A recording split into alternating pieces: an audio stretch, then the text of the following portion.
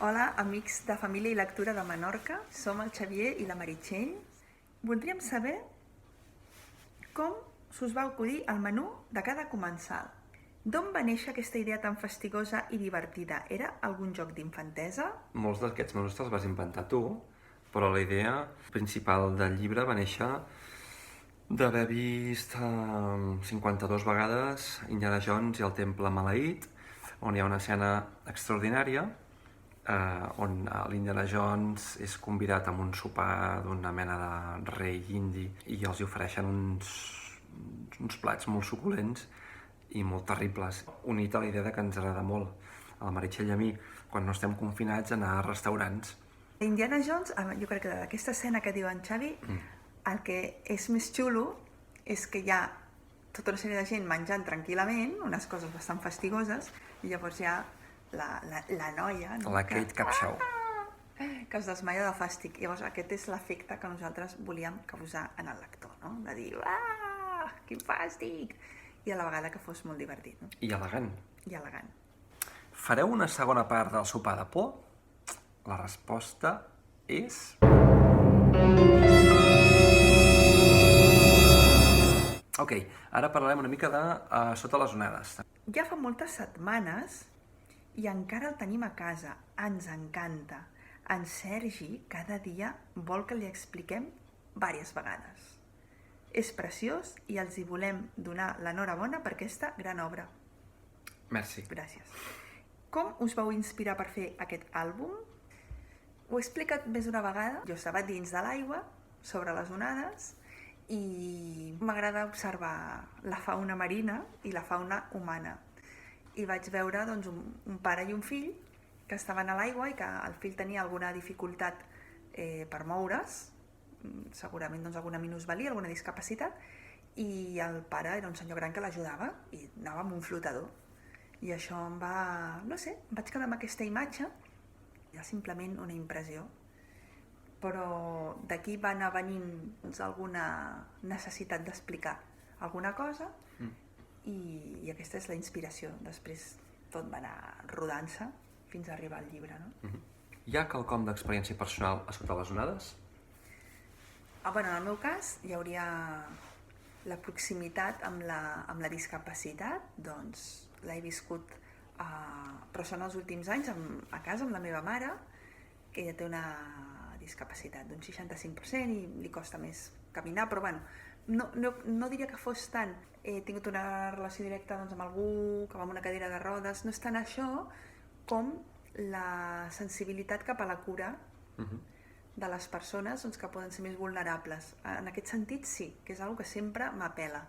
Quan veig gent que es cuida dels altres, que té cura de les coses perquè estiguin millor, perquè estiguin bé, la natura, els éssers humans, els animals, doncs sempre m'impregno d'això, no?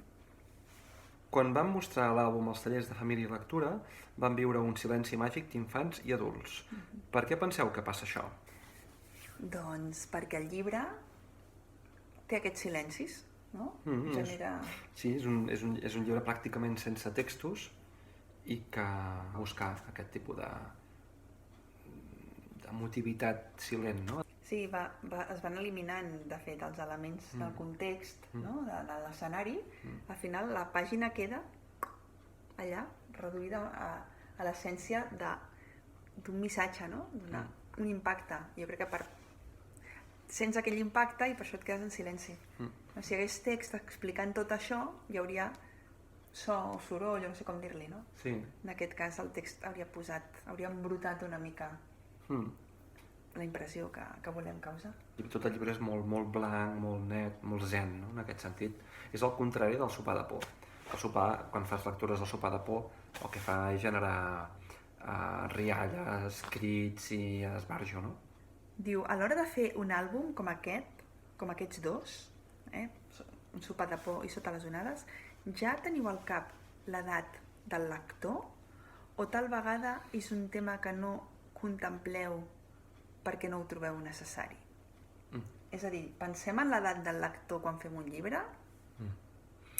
Segons quins, jo penso que en tant el cas del sopar de por com Sota les onades, jo en tot cas Com a il·lustrador no ho vaig tenir tan present. Ho tinc més present quan fem llibres per nadons o quan per franges d'edat més baixes, però quan, de fet, el sopar de por ens arriba que es deixen nens des de 6 anys fins a 12, no? O 13 o 14. I el Sota les onades potser sí que té un cop d'efecte més fort amb nens a partir de 7 o 8 anys, però també en els adults. O sigui, a priori no ho pensem. Són històries que apareixen i nosaltres les canalitzem. Aquest llibre l'heu fet amb ordinador? No, Sota les onades està fet tot en aquarel·la, completament artesanal i de la manera més clàssica possible. Aigua i pigments, amb pinzell i ja està. I hores i dies. Val, ara ens feu unes preguntes més de caràcter general sobre el procés creatiu. I ens pregunteu com ho fem per crear personatges, històries, no? I si primer ho fa el Xavi o primer ho faig jo, com ho fem, això? Doncs, en general, treballem d'una manera com molt orgànica. No és que la Txell em passi un text a mi tot acabat i enllestit, sinó que en general la Meritxell pot tenir una idea, em passa, simplement me la diu, jo igual l'elaboro una mica, o jo tinc una idea, una imatge, li envio amb ella, igual aquesta imatge li desperta un cert interès, i a partir d'aquí treballem d'una manera molt fluida i molt espontània en general, la creació de personatges i sobretot d'històries, no tant de personatges. Sí, la veritat és que de vegades a mi fins i tot em passa que dic, com va començar això? No? I quan ho estem fent, en el moment dic, sí, no? Tinc molt clar com ha nascut una cosa, però quan ja ha passat, me n'oblido. I això vol dir que realment està molt mesclat. Hi ha històries que nosaltres canalitzem. Cada vegada sento més que això és així, no tant de m'assec, m'inspiro i escric una cosa, sinó és com una idea que sorgeix de qualsevol, vés a saber, no? Pot ser, com he dit, d'estar al mar, o tu, Xavi, a vegades has vist una pel·li o has llegit un llibre, o sorgeix una guspira, i després això és com que nosaltres ens posem allà i... El més interessant és que aquesta idea o aquesta guspira ens arrossegui, o que aquesta guspira engegui una flama realment que perduri al llarg dels mesos de creació d'aquell projecte, perquè si la flama s'apaga, que pot ser que passi, llavors desestimem el projecte, no el tirem endavant. Això potser és el més important, perquè d'idees en podem tenir moltes, però de vàlides que creguem que valguin la pena, doncs clar, es va reduint el número fins a escollir les que realment creiem que importen. I a més, només treballem amb àlbums, o sigui, amb llibres junts, quan tots dos estem en aquesta sintonia. Perquè a vegades és, ai, teoria molt xula, molt xula. I el Xavi s'ho mira, bueno, sí, vale. O al revés, també passa, no? I sí, hem d'estar com molt convençuts. Ens pregunteu, si anem a l'editorial amb tota la idea, amb tot el projecte acabat, o és l'editorial la que ens proposa un tema per fer un llibre? Doncs en el 95% dels casos som nosaltres que presentem la idea, el projecte o fins i tot directament l'storyboard del projecte. En algun cas sí que l'editorial, amb alguna de les editors amb què hem treballat, ens ha proposat algun projecte o alguna història i llavors ho hem acceptat o no, perquè a nosaltres no ens interessava o ho hem deixat reposar i llavors al cap d'un temps l'hem reprès. Però la veritat és que el 95% de vegades tenim aquesta sort i aquesta fortuna, som nosaltres qui presentem els projectes. Bueno, i una cosa que ja ens ha passat 2 vegades, o 3. Bueno, ara hi ha 3. Sí, 3. És tenir un projecte acabat, portar-lo a l'editorial, que a l'editorial li agradi, que l'aprovin i tirar-lo enrere perquè no ho hem vist clar a última hora. La quantitat d'un projecte va ser perquè ni a tu ni a mi al final ens Te'n recordes l'últim projecte? Ah, també, exacte. Sí, també, exacte. També passa que al final estem intentant batallar amb una cosa que en el fons realment... Vols dir? Quan va agafant cos... Hi ha flama? No hi ha flama? No n'hi ha? No? És com si t'imagines un vestit molt maco, el comences a fer, te'l proves, a la primera prova dius... Això vol dir que és important poder dir, bueno, doncs que si és no, que és no, que no passa res, que no ens aferrem, no? deixar anar, també és important això, no? Sí. I diu, sempre heu treballat d'això? D'això vol dir fent llibres? Pues fa... Jo no. Bueno, el nostre primer llibre, junts, l'any que ve farà 20 anys que això va publicar. Ja tenim una edat i hem fet altres feines. Va, diguem una cadascun, no? La feina més rara que hem fet mai. De què? Botons? De botones. Vaig treballar de botones en un hotel i vaig treballar només 15 dies perquè em van dir que no valia com a botones i vaig pensar que tenien raó. I la feina més rara que he fet jo, bueno, rara, no és rara, va ser vendre barrets en una paradeta. Vaig fer de firaire a Sabadell i un amic meu que es diu Carles Martí, que fa uns barrets molt xulos, doncs vaig estar treballant per ell i venent barrets. Gianni Rodari va dir que a ell li semblaven inspiradores aquelles històries que neixen de la llibertat i la imaginació dels autors i autores, perquè els lectors siguin lliures. Què en penseu? Quina creieu que és la vostra intenció? Que la història que expliquem estigui el més ben narrada gràficament possible. Aquesta és la meva intenció principal. Si puc, i això sempre ho faig, evidentment, agafat de la mà de la Meritxell, és trasbalsar una miqueta el lector. Sigui humorísticament, sigui emotivament o reflexivament. Aquesta és la meva intenció. I si pot ser fer llibres que perdurin a les biblioteques personals dels lectors. Doncs és molt maco això que dius i jo ho subscriuria. A mi el que m'agrada és generar emocions i sensacions i impactes, no? I que la persona no es quedi igual. És a dir, em considero una persona molt impactable. M'agrada poder transmetre també part d'això, no? De remoure per dins i generar vitalitat en la persona. No?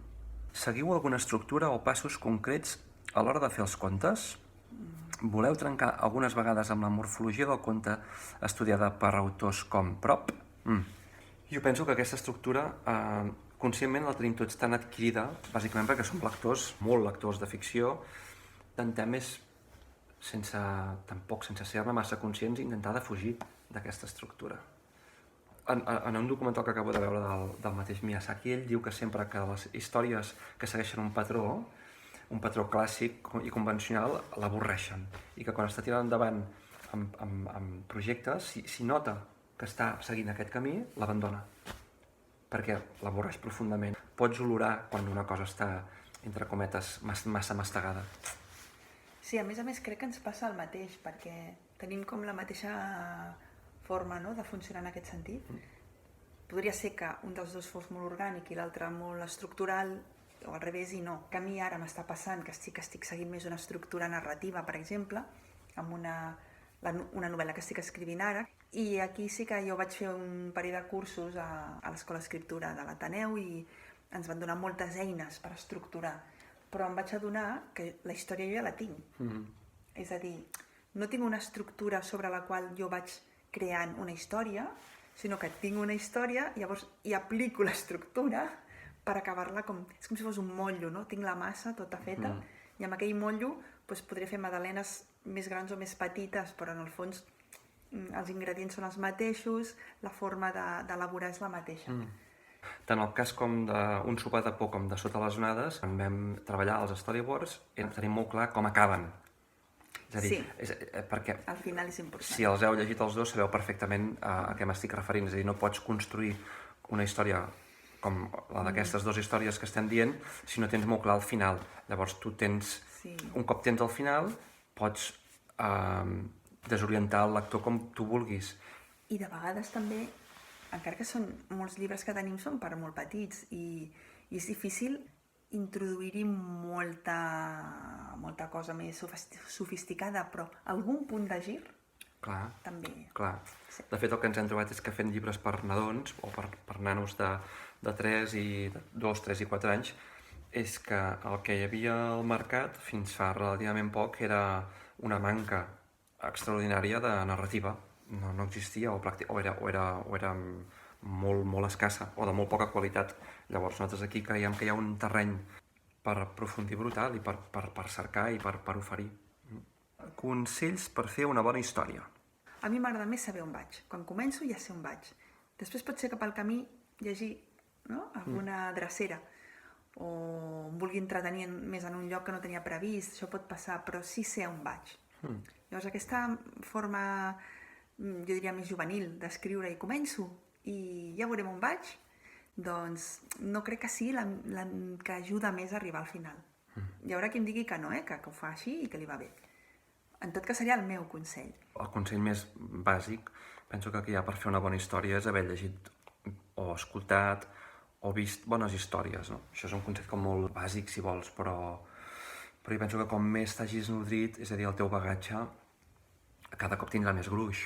I llavors la pregunta que sempre acostumen a fer-te, que és com t'has inspirat per fer aquesta història, és a dir, la inspiració no és cap, jo penso que no és cap altra cosa que aquest bagatge que s'ha anat nodrint al llarg dels anys i que has anat llegint, has anat escoltant, has anat veient pel·lícules, i tot això, a mesura que vas fent anys i et dediques a un sector com el nostre, doncs ja perds la mirada de l'espectador passiu, diguem-ho així, et situes més com a un espectador analític.